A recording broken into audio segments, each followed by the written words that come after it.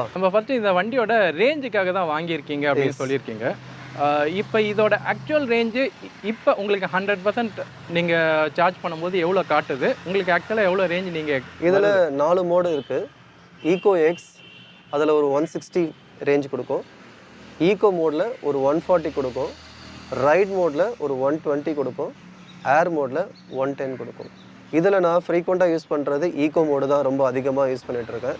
Because அந்த ego X இல்லை ego X இல்லை ஈகோவில் ஈகோ தான் ஈகோ 145 ரேஞ்சு.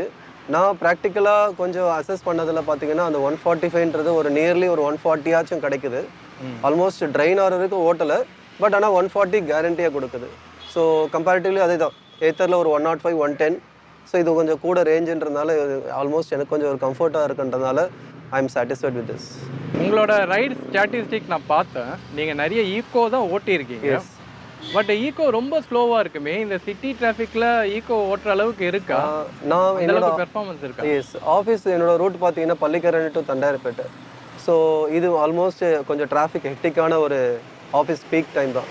ஸோ அதில் எனக்கு அதில் மோர் தென் 50 கிராஸ் பண்ணுற சுச்சுவேஷன் எனக்கு இல்லவே இல்லை.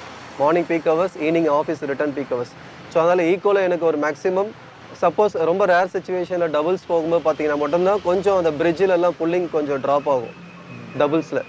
ஸோ அந்த டைமில் நான் ரைடு மோடை சேஞ்ச் பண்ணிவிட்டு பிரிட்ஜை டேக் ஆஃப் பண்ணதுக்கப்புறம் again I am change to eco mode. So அந்த ரீசனுக்காக தான் அந்த ரைடிங். பட் நீங்கள் ஈக்குவலியே நீங்கள் பழகிட்டீங்க மேக்ஸிமம். எஸ், ஏன்னா ஏத்தரில் ஸ்மார்ட் ஈகோன்னு சொல்லுவாங்க.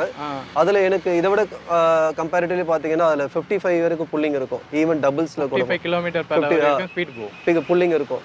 ஸோ அதனால் பட் அதில் ரேஞ்ச் வந்து பேட்டரி கெப்பாசிட்டிக்கு ஏற்ற மாதிரி 105 110 ஃபிக்ஸ் பண்ணியிருக்காங்க.